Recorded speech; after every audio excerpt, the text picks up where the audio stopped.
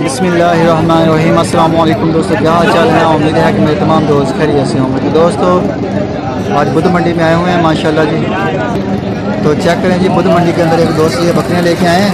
फिर किस जगह तो आए हो? रोदना।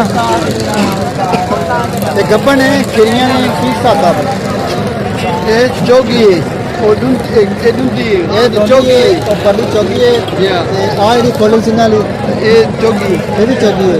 ये दूसरी और खेरी आ बोगी है, आ चौकी है, तो पली की चौकी है। हाँ ये तीन बकरियाँ है, काली बकरी काली बत्ती भी यहाँ पे चौकी ये भी चौकी है। आ सफेद ये छिकी ये छिकी है।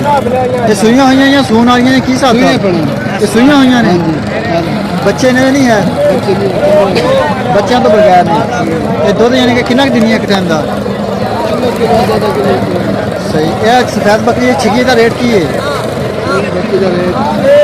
22,000 रुपये डिमांड की जा रही है जी। सफेद बकरी छिकी है, बच्चे नहीं है। सुई कितनी देर होगी है?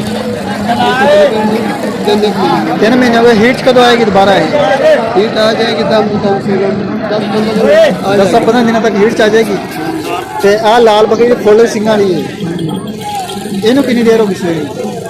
ये भी 2 महीने हो गए। ये यानी कि महीना लेगी हीट चाहती सही हो गया। क्या धुंधी है? ये महीने दी सुइयां हुई ताज़ा सुइयां हुई हैं। पहला सुआ सही हो गया। आ भी थोड़ी बकरी है।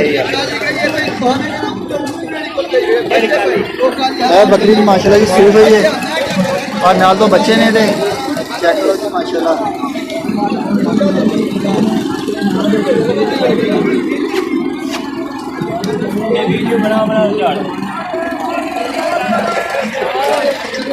ਇਹਦਾ ਕੀ ਡਿਮਾਂਡ ਆ?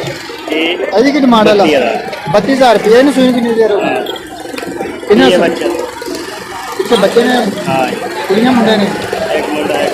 एक बकरा है जी, एक बकरी है छोटी।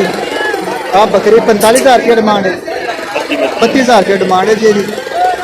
सही हो गया। अपना नाम की है? मोहम्मद सदीक। ये लोधरा का आए हो? ये नाम अपना मोबाइल नंबर दसो। 0302 87 49 699। नाम की दसिया सीगा? मोहम्मद सदीक नाम भाई होने।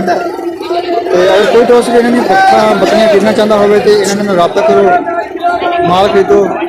मकबूल रेट है जी। अगर डील डन होनी है पूरे पाकिस्तान में डिलीवरी सिस्टम किया जाएगा। अगर ज़्यादा माल होगा तो स्पेशल गाड़ी ज़ाहिर है कि हो जाएगी।